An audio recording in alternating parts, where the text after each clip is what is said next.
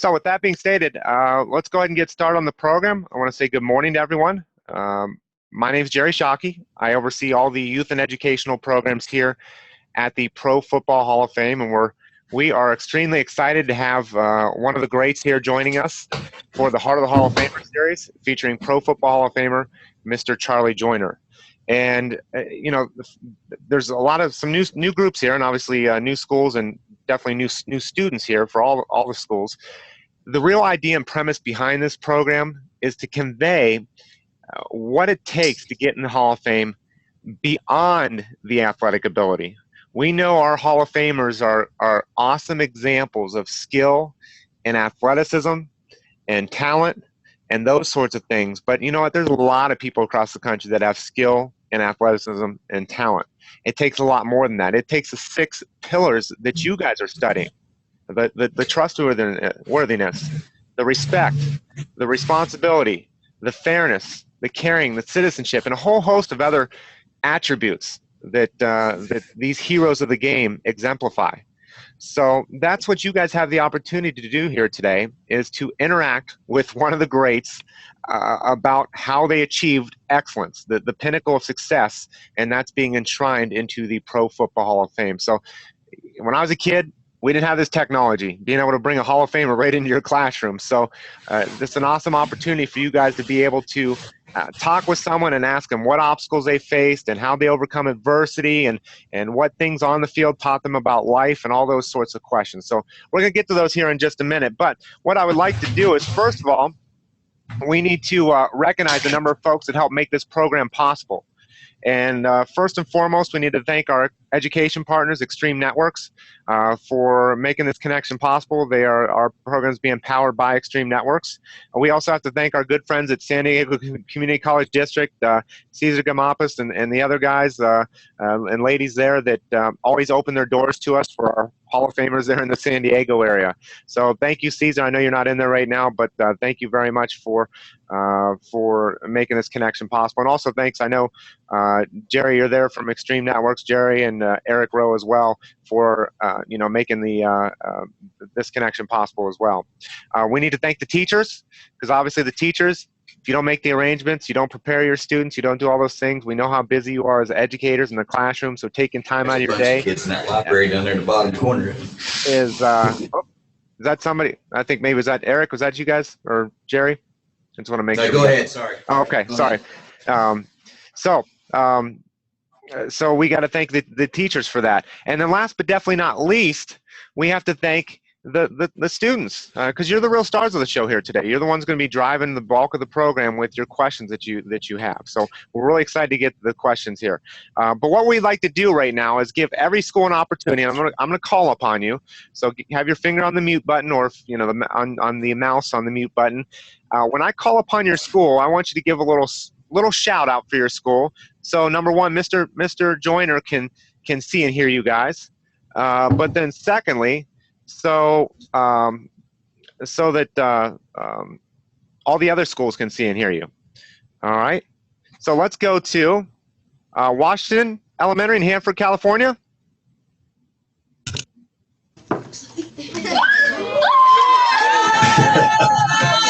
Oh, we didn't hear you guys. I think you had your microphone muted there. That's okay. That's okay. Let's go to Maple Hill Middle School in Caston, New York.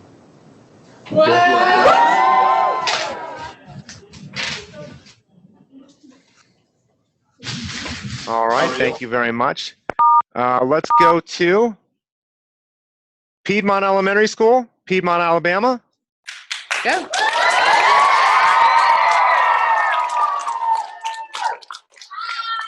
And then last but definitely not least, we are we'll go to Bridges Academy in Lemoore, California.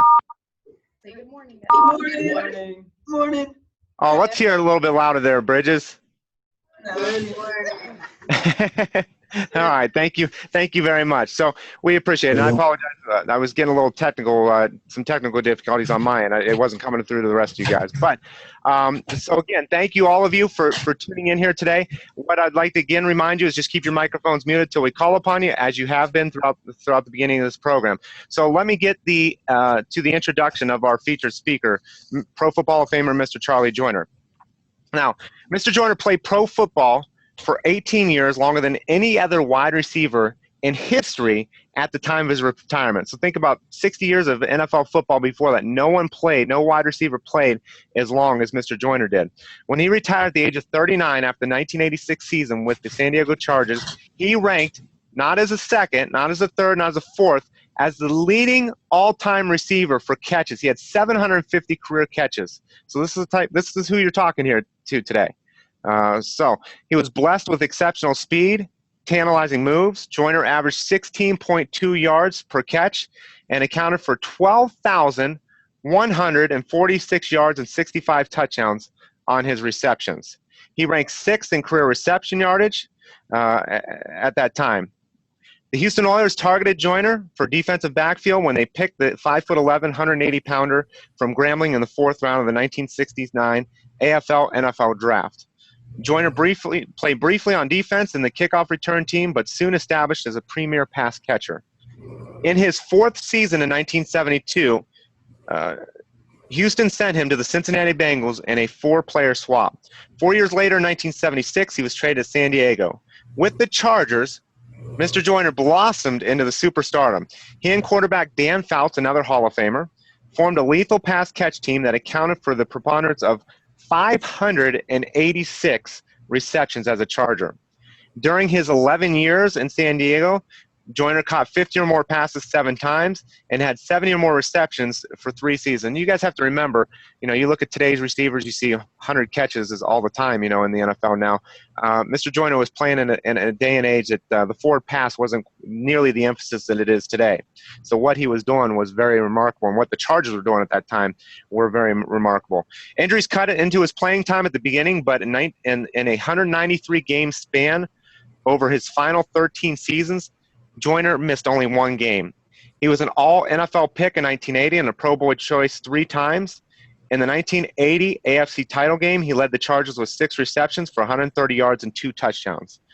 Joyner was born October 14th, 1947 in Many, Louisiana, and once was described, now this is the Hall of Fame football coach, by San Francisco 49ers coaching great Bill Walsh as the most intelligent, the smartest, the most calculating receiver the game has ever known. So that's a little bit about his on the field. Off the field, there's a number of things he's been involved with during his playing days as well as after his playing days. During his playing days, now get this, you don't have this anymore, he had a coat and tie job during the off season. So they still did training and whatnot, but they also worked as well. And many players, especially before him, would have played and had jobs as well. He coached, so think about that, 18 years, and then he coached for 26 years. 10 of those 26 were with the Chargers. He's involved with Skills Center of America in San Diego, so when we're talking about that character quality of citizenship and caring, you can see related there.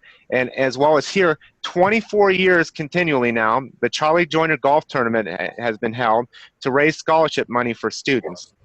In his spare time, Mr. Joyner enjoys golf, and he has 2 daughters and 1 granddaughter. So before we ask him to share his opening remarks, what I would like to do is share with you guys a quick video of him. Charlie Joyner is considered by many to be the greatest possession receiver in NFL history. Joyner was described by coach Bill Walsh as the most intelligent and most calculating receiver the game has ever known. His career spanned 18 seasons, an NFL record for wide receivers.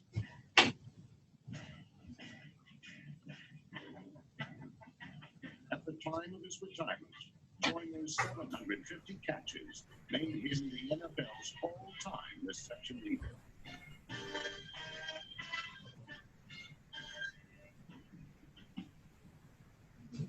All right, if everyone can unmute their microphones for a minute and join me in giving a warm round of applause to Pro Football Hall of Famer, Mr. Charlie Joyner. Thank you. Thank you very much.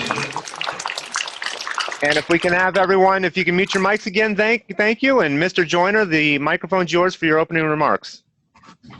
Well, thank you. It's nice being with all you this morning.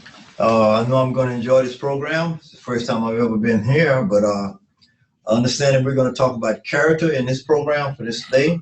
And what is one of the most important elements of your life is your character. And I don't think I would have succeeded if not I had developed a good character while I was at Grambling College in Louisiana. I think our coach there named Eddie Robinson, he really set up parameters for character-wise. You couldn't do this, you couldn't do that. He was a little harsh, but believe me, the development that he gave us through the 4 years at Grambling was the most important 4 years of my career, I think, because he set the tone for me to go into professional football and to be a very good citizen first. And if you be a good citizen first, your career should blossom. So if you character first, athleticism, it counts if you're going to be an athlete. If you're going to be an accountant, you got to be able to count, you know. But character would take care of all of that if you can develop it and make sure it is probably 60, 78% of what you do at the age you are right now, developing that character. I think character also opens doors. If you cannot make it as an athlete somewhere and you got great character, some people will find a way to get you into other opportunities because they find their way. Develop good character. If you got character, you got a way of making it in life. I'm looking forward to the discussions today. I should be pretty good after I clear my throat a little bit. I hear your questions. I should be in pretty good shape. So bear with me. First time I've ever done this, and I'm just looking forward to talking to all of you right now. Thank you, Mr. Joyner. Thank you, Mr. Joyner. We greatly appreciate it, and you know, I think that's it. You know, talk about the legendary coach Eddie Robinson as he shared there. That I think that's so interesting. That, you know, citizen first before athletic. You know, an athlete. I think that's an interesting point to bring up because I've heard that from numerous Grambling State graduates as well. So one of the most legendary, most influential college football coaches in the history of college football. You know, wasn't touting football first. It was citizenship first. So that's great to hear. So so what we're going to do is we're going to go in the order of Washington, Maple Hill, Piedmont, and Bridges Academy, and we're going to rotate through as many times as we can. It looks like I have about 12:15 Eastern time, so it looks like we got about 45 minutes that we can go through some questions. I believe Washington has to leave a little early because their students have to be dismissed, but that's okay. Just give us a heads up when you're about to do that and when you think it's going to be your last question. So with that being said, Washington, if you want to start off the program, go ahead and ask Mr. Joyner a question. Okay, Cherish. Have you ever let down your team or disappointed them? Oh, I couldn't hear you. She said, have you ever let down your team or disappointed them? I've had some disappointments, but you know, you're not gonna be perfect. You know, I don't think no human being is I perfect. have a question. If you're one of the students picked for a question, right here. Around. Piedmont, I think your mic came unmuted, so. I'm sorry. Yeah, go ahead and mute there, and we'll let Mr. That's okay. It happens. It happens to the best of us. Go ahead, Mr. Joyner. I'm sorry. Oh, the question? Okay. Have I let them down sometimes? Yes, I did. But I think I picked them up and I came through for them more times than I did when I let them down. And that's a part of it. You got to be 90%, 10%, 90%, 10%. If you're 100%, you're exceptional. But 90%, 10% of disappointments, 90% of what? Great accomplishments, you have not let your team down. Yeah, if I can throw in a question there that goes along with that, can you talk about the importance of not only just letting them down, but the term accountability and how because that deals exactly with what that question is dealing with, is being accountable to your teammates. Can you talk about how important that is as a player, as a coach, when you coach you coach these professional athletes for all these years? Yeah, you got to be accountable to, I think, is your team first, because the team comes first, and then you got to be accountable to yourself.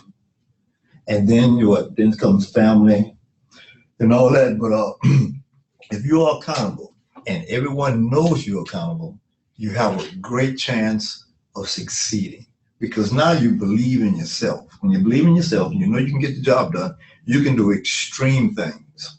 So accountability is very important. It's big part of character is accountability. And that's what people look for most. Are you accountable? Because you cannot take a job anywhere in this country if you're not accountable. And I love what he said there, students, at the beginning too, because you heard what he said is team first. Team first.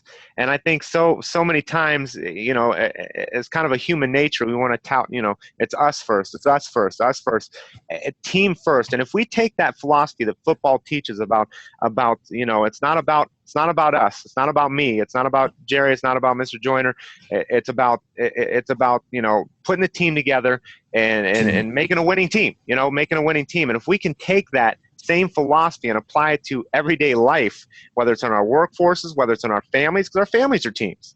We want to put our family first before even ourselves. I mean, so that's just a great life lesson that if we just remember something, team first, that makes the program worth it here today already.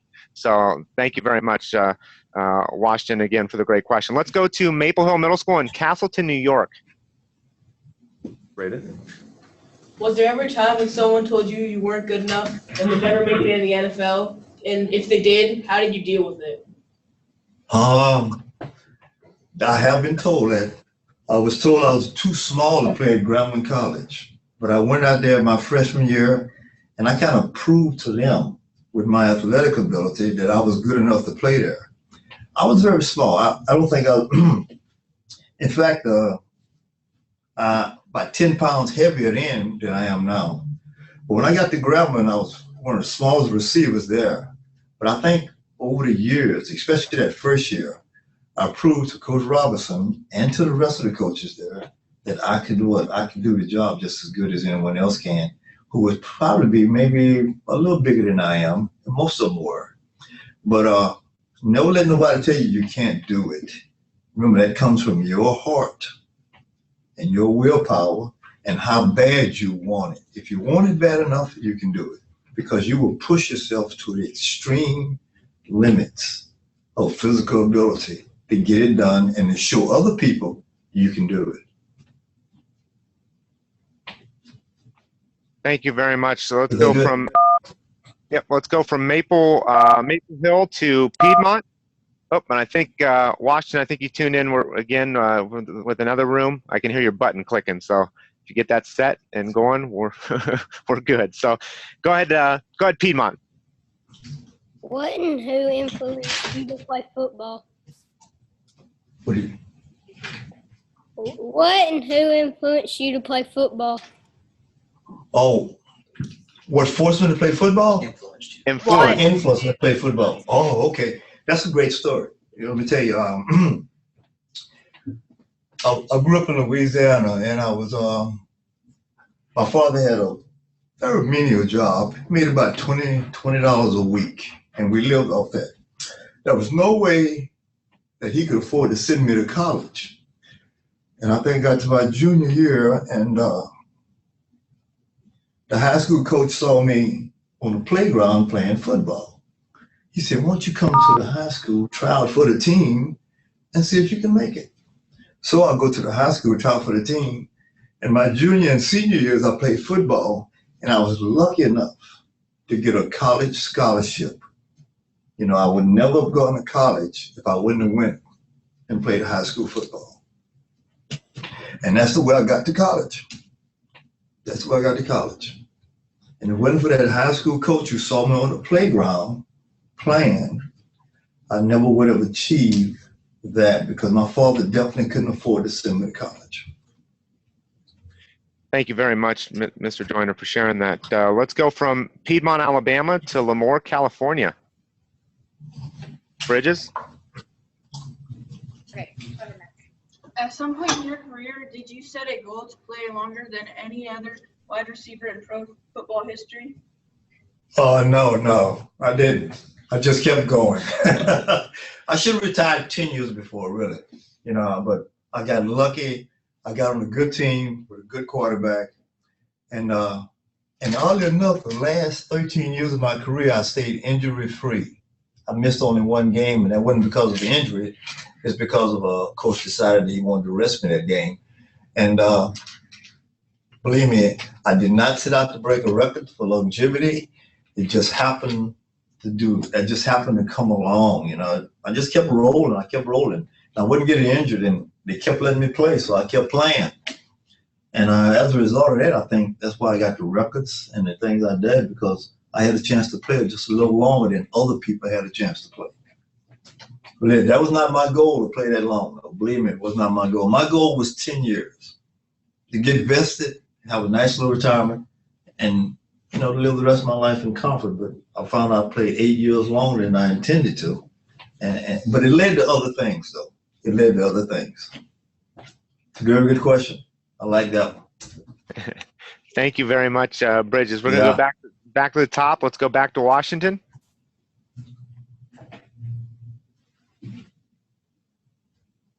Which one is Washington? Washington? What did you do, or did you do anything to help out your community? You're going to have to repeat that. That was really quiet. I think she said, what have you done to help your community? What did you do, or did you do anything to help out your community? Yeah. What'd you do to help out your community? Is that what you asked? Oh. Yes. Okay, thank you. Yeah, well, the thing I do the most is that when I get a chance to do something for the schools, and most of it's high schools and not the lower class schools. When I get a chance to do something for a high school, like visit their practice, like on a Friday afternoon before a big Saturday night game, and have a little pep talk with them, I like to do things like that. I like giving scholarships. I have a golf tournament that I've had for the last 24 years, and it benefited kids who could not afford to go to college. And we couldn't afford to give them a lot of scholarship money because we didn't make that much, but we can give them something where they can begin their career. And that first year is so important for those kids, and it's important for them to have the proper facilities where they can achieve what they want to achieve in college. And maybe our scholarships helped in that manner. What else? If there's any community relations things to be done by coaches, most of the time that goes to players, but as a coach, any community development things that they wanted a coach to do, I would volunteer to do it. Because I think I was I was known more in the community than other coaches because they weren't professional football players. But I try to help the community as much as I can. And I think I've done, I don't want to brag, but I think I've done a pretty good job of letting them know how much I care about this city. Because San Diego might be the best city in the country. I hate to say all that to you. I know you're all in other cities, but it's just you just want to. That's all right. Don't worry about it. But again, I did try to help the community in those fashions, in those manners, and I kind of like doing it too because it helps my daughters also. Thank you very much. Great question there, Washington Elementary. Let's go to Maple Hill.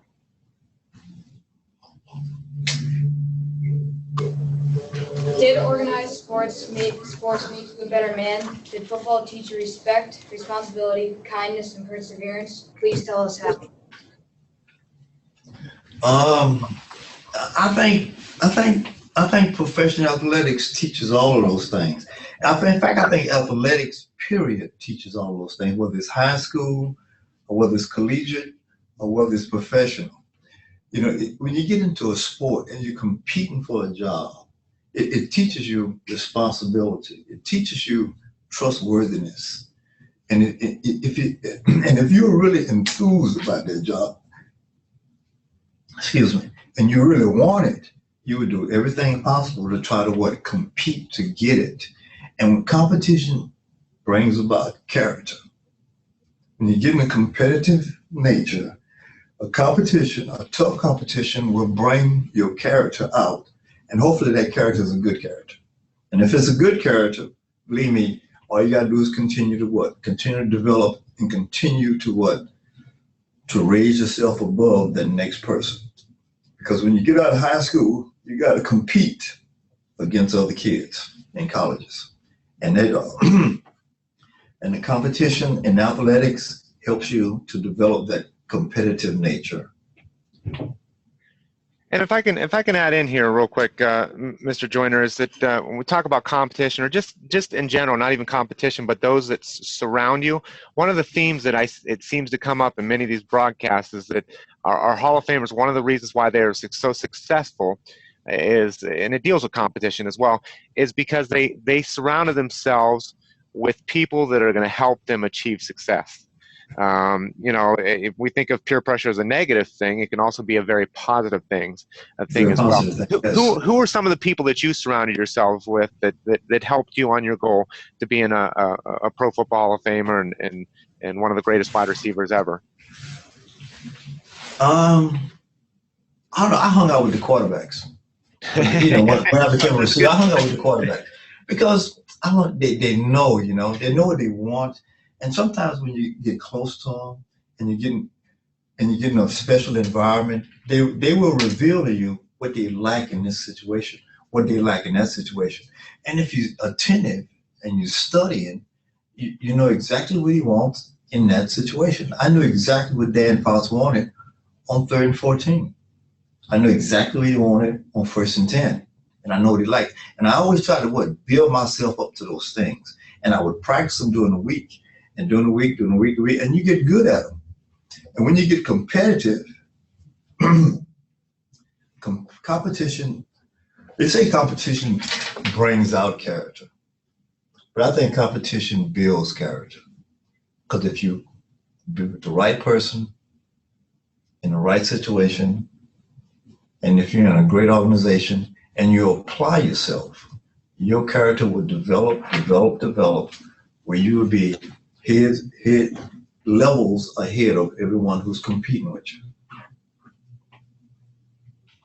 Thank you very much, Maple Hill. Let's go to Piedmont. Who in your life has impacted you the most by showing positive character? Okay, you get the first part there. Who is the person that impacted your life by showing your character? Oh, I got to say, is Eddie Robinson, my college coach. He was a great coach before I got there. He had a lot of people in professional ranks, and he knew exactly what professional teams wanted because he had so many characters in professional football at that time. And I think he has 5 Hall of Famers from Grambling, which is a small black university in Louisiana. And he developed a great name. And he developed character. He'd always talk about character. He said, you had good character, son, you can make it anywhere in the world. You got good character. And he always led to what? Good character leads to good citizenship.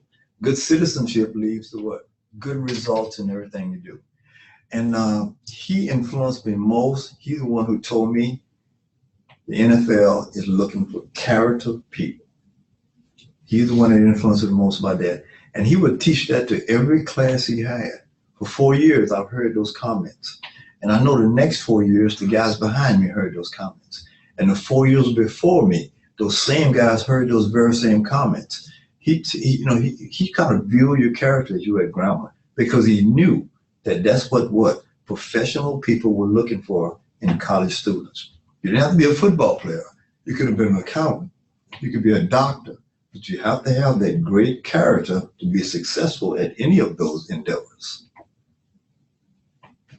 And students, that's really what he just said there is really why we do this program, is that these character qualities have made these players great. There's the reason, or the same character qualities that will allow you guys to go on to be Hall of Fame successes in whether it's in football, whether it's in another sport, whether it's as a doctor, whether it's as a lawyer, whether it's as a pastor, whether it's as a plumber, but whatever career that you choose that you want to go into, having these character qualities at your core is going to help you achieve success. And as Mr. Joyner said, and I agree with him as well, I think competition builds character, and that's why one of the reasons why we exist here at the Pro Football Hall of Fame is we like to promote the positive values of the sport, and that's one of the positive values is that this sport of professional football helps build character because of all the things we've already talked about already with dealing with teammates and overcoming obstacles and adversity. And if you get, the typical stereotypical analogy, if you get knocked down, pick yourself back up again. It's literal in football, but that's the way it is in life as well. So thank you very much, Piedmont. Another great question. Let's go to Bridges Academy. Which character trait do you attribute to having your success in the NFL? Trustworthiness.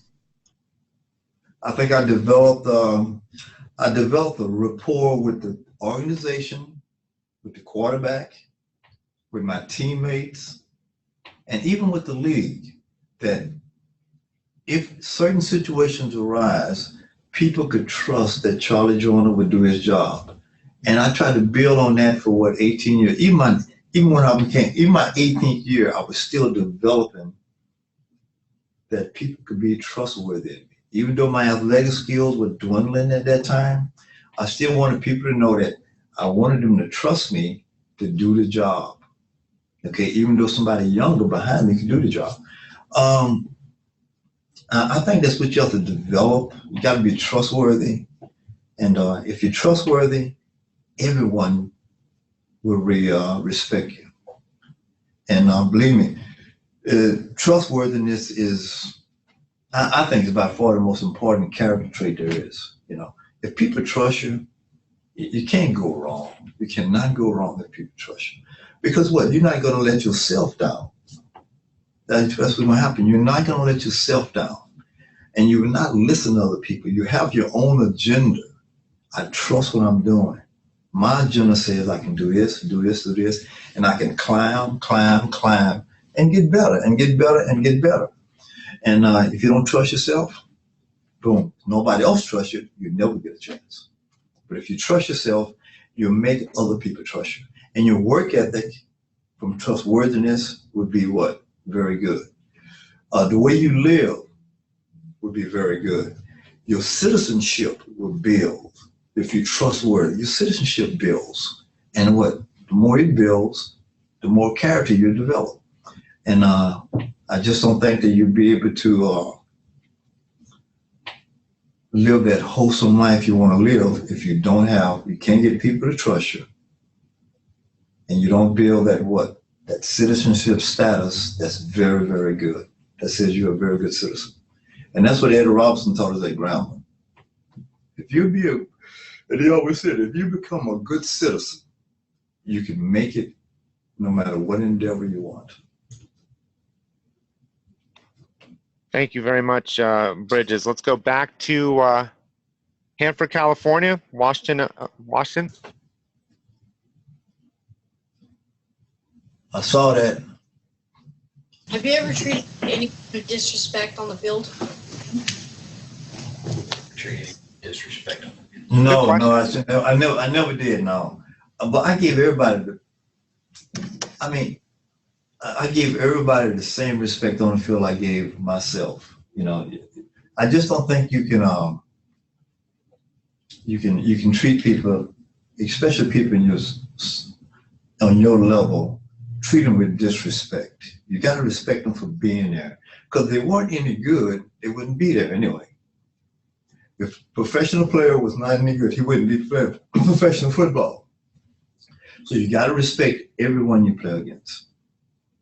Everyone you play against, you got to respect them. Whoever you're competing against, respect them. Because if you don't, and you get lazy, that person will jump way ahead of you. He'll jump way ahead of you. Why? Because what? He's respecting your ability, so you better respect his ability and keep it on an even keel. Okay, so he don't get that jump on you. Okay, respect, respect, respect. Everything builds what? Being a very good character. It already builds being a very good character. But you must respect everyone, not just your parents. You got to respect your teachers, the local preacher, the local policeman, because they all have very important jobs to do, and they're very important to the development of youth in our country. So you got to respect everyone. And I think that's a great point. If students, if you think about this for a second, if you don't respect your opponent, let's say you're a wide receiver, you're going up against this defensive back, and you're coming up on Friday night, or if you're playing pro on Sunday, and you don't respect them, the one thing you're probably not going to do when you don't respect them as well is you're probably not going to prepare as hard, and because you're already assuming that, man, this person's no good. I'm better than them anyways. So, with respect comes preparation too. When you have respect for a test, when you have respect for the opponent that you're facing, when you have respect for a project that you are doing, you're going to give it the full 110% commitment that it takes, not just during it, but the preparation leading up to it. And I think that's one of the biggest things that defines our Hall of Famers is that they have unparalleled preparation. So meaning that on Sunday, when it's game time, that's the fun part of it. What you guys don't see is Monday through Saturday, the grind that it takes to be that player on Sunday. So, and that same attitude you guys take to your tests and anything else, more often than not, you're going to find yourself doing very well in those situations if you prepare yourself very well. So I just think that's a great lesson for you guys to learn. In the earlier age that you can learn that, the better. And that's again. Oh, go ahead, Mr. Joyner. I'm sorry. No, that's all right. Go ahead. Okay. Thank you, Washington. Another great question. Let's go to Maple Hill in Castleton, New York. Tyler. Were you faced with any hardships making it to the NFL and during your playing days in the NFL? How did you deal with them, and did it make you a better person? Hardships. I think one of the hardships I had was early in my career, I got kind of injury prone. And I was thinking maybe this game was not for me. Because I broke my arm my first year in the league. I broke my arm my second year in the league. Third year in the league, I broke my collarbone. Okay? And I'm getting all these broken bones at one time. And I'm saying to myself, man, maybe it's telling me something. Maybe it's telling me to be a CPA or be an accountant. Because I did have my accounting degree from Grambling. And I'm saying this, but I had a very respectful coach, Paul Brown in Cincinnati, say, you just hang in there, believe me. There's going to be a period in your life where you're going to hit a level and you're going to peak, and you're not going to feel a thing. You won't be injured. But right now you got a little tough time, and these things happen. It's part of life. Some things come in triplets. Some come triplets. But anyway, after that third year, I never had another injury for the rest of my career. And then it was unbelievable that I didn't get injured for the next 15 years. And that was one of the low points of my career was there, and I dealt with it in a manner that Paul Brown said, it'll get better. It will get better. You just keep applying yourself, it'll get better. And after that collarbone break, oh my God, broken collarbone, healed back up. I was playing within 4 weeks, never had another injury. I think that's the most trying time of my career right there, because I thought the career playing professional football was over. But I had a backup though. I had my accounting and I had my CPA, and I had a backup. So I was prepared just in case my football injuries kept me from competing anymore. And Mr. Joyner, can you talk about hardships? They don't realize, growing up in the South, playing football, Grambling, then coming into the NFL.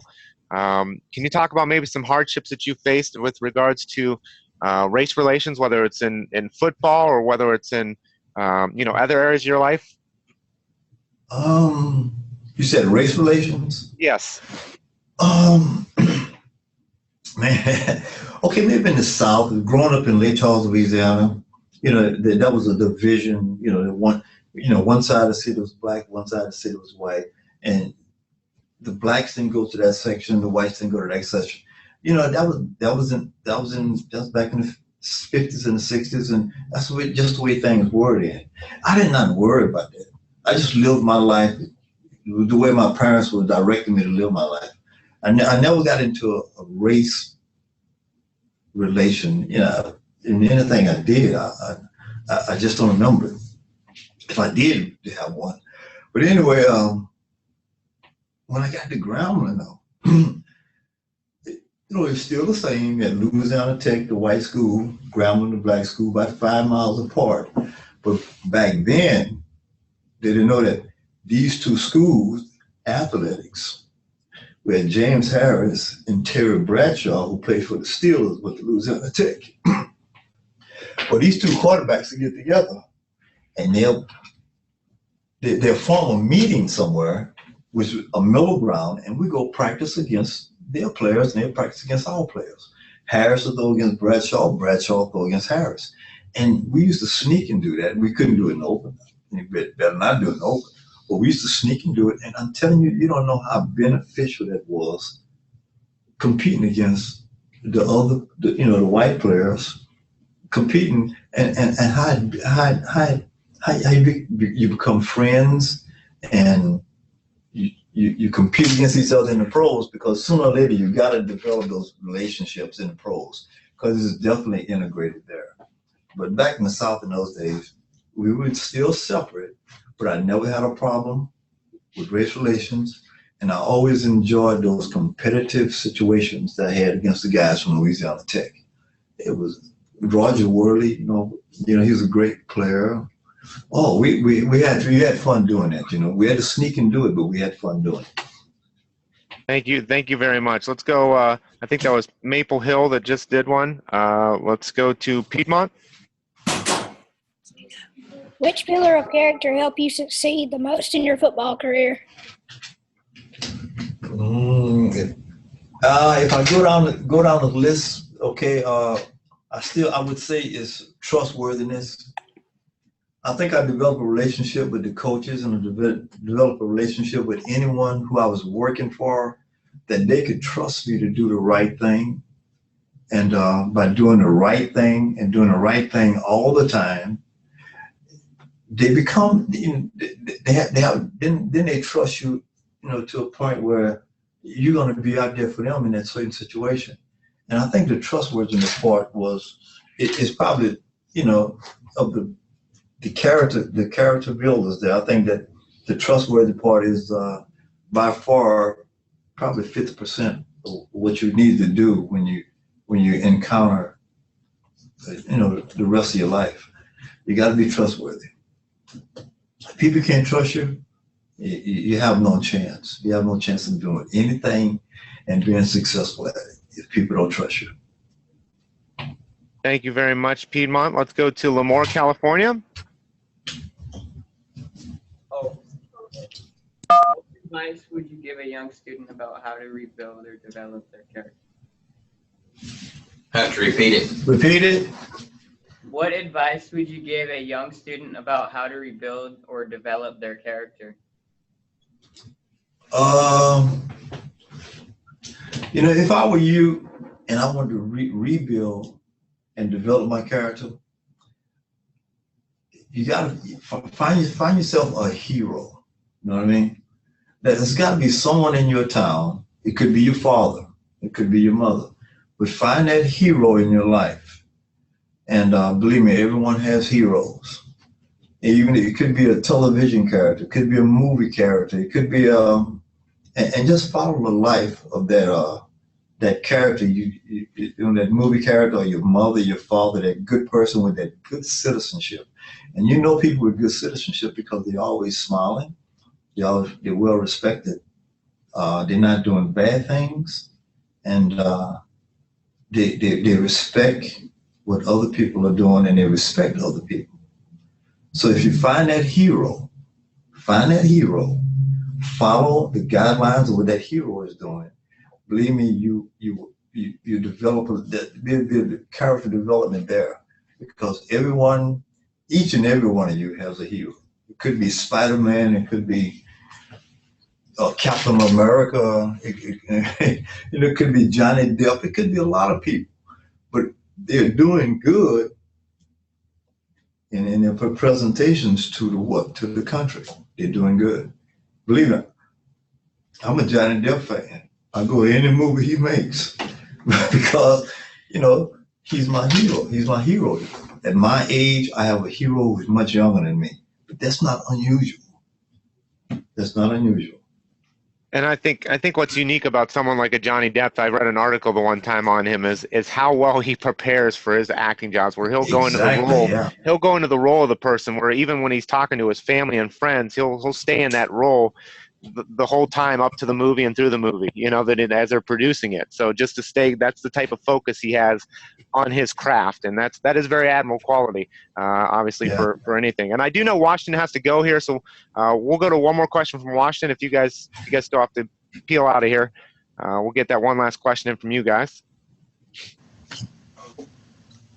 Did you ever get hurt on any injuries on the field? Yes, I have been hurt on the field. Couple of trying experiences, but it was early in my career, my first, second, third years in the league, maybe even fourth year. I had the broken bones, and I didn't have anything that would keep me from continuing my career. They were just injuries that took a little time to heal, and most of the time, broken bones takes about 3 to 4 weeks to heal, and if it's broken real bad, it may be a little longer, but back in those days, they got you back on the field as quick as they could. But I just didn't have no other injuries other than the broken bones, the broken elbow, the broken collarbone, the broken forearm is the only thing I had injury-wise over my 18-year career. And like I already said, the last 14, 15 years of my career, I did not sustain any injuries. And I was very lucky, and boy, I used to I would thank God each and every day that He allowed me to participate in professional football that long. And it's just I got lucky. I got real lucky. Never had a crippling injury like a ligament or tendon or nothing like that. I never had none of those. I just had broken bones, and broken bones with men. It's just your mind got to mend with them. You got to tell yourself, I can make it. My mind got to mend with them, yeah. All right, thank you very much. Mr. Jordan, I think Washington has to get out of there. If not, if I see you still in there, we'll go back to another question afterwards in your rotation. Okay. But if I can ask you, Mr. Joyner, is you were a coach for a number of years, for 26 years. Yes. Is there a particular player that maybe one more current that maybe the students might recognize that you think personifies the things that Eddie Robinson instilled in you? The citizenship and obviously your big thing is trustworthiness. Is there a player today that you think, or that you've either dealt with or maybe haven't dealt with but just know of the person, that you think exemplifies those sorts of things? A player who's now active, or someone I coached? Active or coach, maybe one that they might recognize. I think when I was coaching in Buffalo, I coached in Buffalo for 9 years. We had those Super Bowl years and that. Andre Reed is he's a great, he's unbelievable. And he exemplifies all these character traits. He exemplifies. He is one example, and he just got elected to the Hall of Fame this year. And that's a good election. He should have been in that, to me, should have been in that 10 years ago, but I'm not a voter. But Andre Reed is one. Malcolm Floyd with the San Diego Chargers, I coached him. Now he's a little injury prone, but he is the emphasis of all this stuff, all a good character, good citizen. You can trust him. He's fair to everybody. He's just a great person.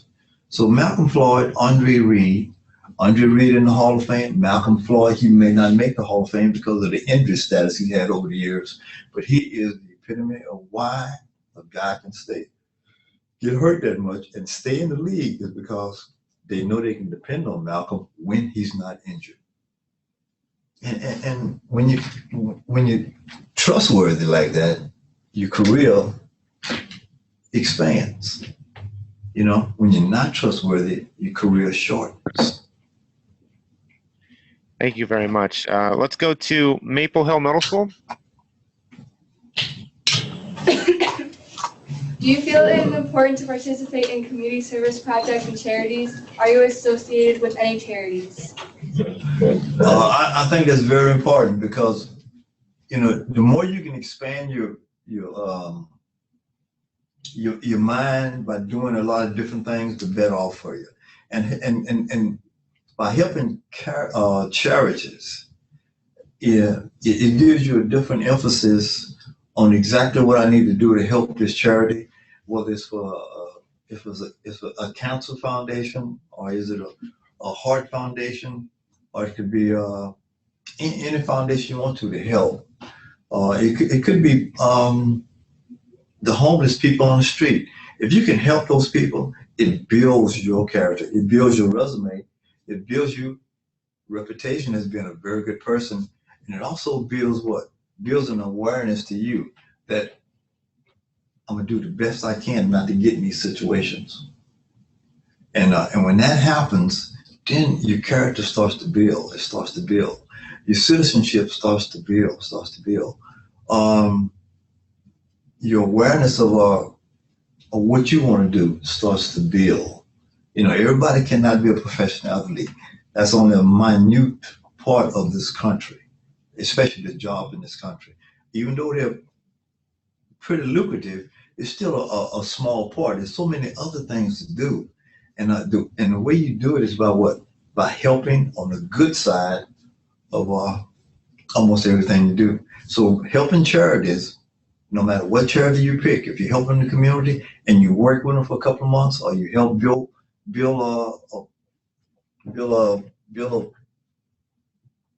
what can I can't call it a resume of being good. Build a resume of being good. I think it helps you in the long run.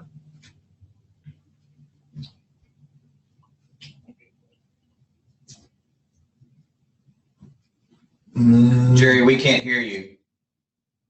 We can't hear you. No, that's because I got my microphone muted. See, even happens to the best of us. So,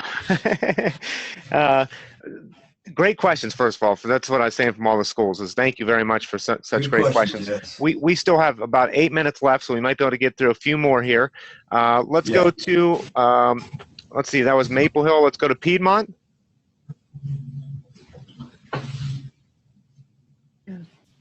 What advice can you give young people about how to develop their character? To young people about how to develop their character, it's kind of hard to, you know, in the developing stages, and at the level you are right now. I think develop your character. You listen to your teacher. You listen to your parents. You listen to your pastor, and any other influential person within your community. Because it's going to be a point where you're going to get to the ages, like in high school, where you're going to have to start doing a lot of things on your own, okay? And if you listen to these people in the beginning, and make sure that you listen to them well, make sure you do things they say, you do things right, and I think it's going to build where you become independent of them. At some point, you have to become independent of those people and live your own life. And hopefully, when they have built those blocks for you to study on, those blocks for you to get you through those years where you probably need that person a little bit more, because high school you're gonna start wanting to do things on your own, and I know because I raised 2 daughters, and I kind of lost them in high school. Okay, where are my daughters at? You know, they're gone. I'll play, but luckily we taught them in those early years. And we gave them heroes, or we gave them what people to listen to, like their parents, grandparents, the local preacher, whatever college, your local teacher, principal. And those are the people you have to listen to right now, I think. because they're very important in your development. Very important in your development. I agree. I mean, students. I just think about that. You know, your teachers are there. They're there to help you because they genuinely care. Yeah. They wouldn't be teaching if they did not. So realizing that they have the best interest in mind for you, but B, the other thing that you might not know is that they may know something that you don't know, and they probably do because they have experience on their side. So they may see something in you, like the coach that Mr. Joyner talked about earlier that saw something in him on the playground in athletics. They may see something in you that you do not see in yourself. So allowing them to guide you and lead you and having those trustworthy people, especially your teachers, I mean, and your coaches, and obviously your family too. But you know, they may see something in you that you don't see. So just remember that as they're trying to help you along in life.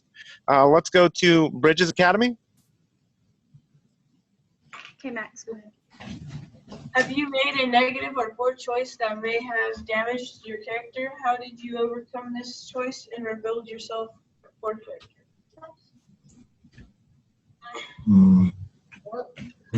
I made any bad choices that you had to overcome? You know, that's a tough question for me, because it seems as though everything in my life is going kind of smoothly, and I know there's been some rough spots there, but right now I can't think of one that would get me to a point where I know I'm sorry. I gotta tell you, I got one. Okay, I got an income tax problem one time. Okay, I was an accountant and I kind of made some money, and nobody didn't take taxes out, and I kind of forgot it. So the next thing I know, the Internal Revenue, they got the they got the word from these people that they gave me this much money. But they didn't take taxes out. And I mean, and it seemed like they were about to, they were talking about garnishing my car, garnishing my salary. And I wasn't married at that time. Lucky I wasn't married. My wife would have went crazy, you know, the way she is. But I wasn't married at that time. And that really worked on my mind, you know, because I had never been in any kind of problems before. I had never been in any kind of trouble. Coach Robinson used to take care of everything for us in college, you know, and being on the bad side of the IRS is what none of us wants to be, believe me, because they do not care. They will take it, you know, they're worse than the FBI if you commit a crime. They will take it. So that was probably the biggest worry I had. And the way I handled it is what I went down to the office and I just told them what had happened. And we worked an arrangement out where I would make a nice little payment schedule. If you go down and discuss things with people, you have a problem with someone, and just discuss it with them, there's always a chance of working it out. You can always work it out if you're in a frame of mind to work it out. You know, you just got to be in a frame of mind to work it out. And I worked out that tax problem, and I think ever since then I've been pretty good. You know, the other big decision in my life was when I got married. You know, I wasn't quite sure I want to get married now, but I did, and I'm glad I did, because my wife and I have been together for 41 years now, and that wasn't a hard decision. You know, it kind of took away. You know, you want to know whether you want to give up some freedoms, but you have to if you want to work. If you want to be a success in your life, you got to give up some of your freedoms, and you got to go into other things, and that tax problem kind of taught me a lesson, you know, keep a tight rein and on things, you know, don't let nothing go by you. I hope I answered your question now, but that's the only thing I can think of right now. And I'm not saying I live the charm life. I'm just saying I just haven't been in a position where some of these events have really affected me a whole lot, where I would have to alter to a certain degree the things I've done, the things I do every day. I just try to kind of shelter myself from those things. I think that's a great example then, students, that, you know, if you have trouble thinking about something that you've done negative in your life, then you're leading a pretty good straight and narrow life and adhering to these pillars that you guys are talking about. So, thank you. Okay. We're coming down to the close of the program. So I see I have 12:59 Eastern time. So Mr. Joyner, if there's anything that you would like to share with these students and maybe you didn't share, or if there's anything you'd like to reiterate, I took notes here as well.